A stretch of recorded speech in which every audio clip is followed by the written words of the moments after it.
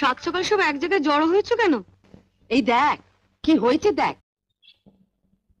মেজ বৌদি, তোমার ভাই সে জাপান থেকে কাপের সেটটা এনে দিয়েছিল, তার একটা না? তবে না তো কি, এমন কাপ এই বাড়িতে বাপের জমে কেউ চোখে দেখেছে? মা, কাপটা ভাঙলো কি করে? ও তো বলছে ওর ছেলে নাকি ওকে ধাক্কা মেরেছে, তাই হাত থেকে পড়ে গেছে। রাখো তো, সব বানানো কথা। কাল যখন মেজ বৌদির ভাই কাপগুলো প্যাকেট থেকে বের করে টেবিলের উপর রাখছিল, তখন বড় বৌদি এমন করে তাকাচ্ছিল যেন পারলে তখনই কাপগুলো আছাড় মেরে ভেঙে ফেলে। কি মা, এটা বাজার না বাড়ি? এত চেঁচামেচি কিসে? একটু ভালো করে ঘুমোতেও পারবো না? দেখো না বড়দি আমার কাপটার কি দশা করেছে, একবার দেখো। সরাপের সেট একটা গেল, এখন কি আর বাকিগুলো লোকের সামনে বের করা যাবে? ফেলেই দিতে হবে।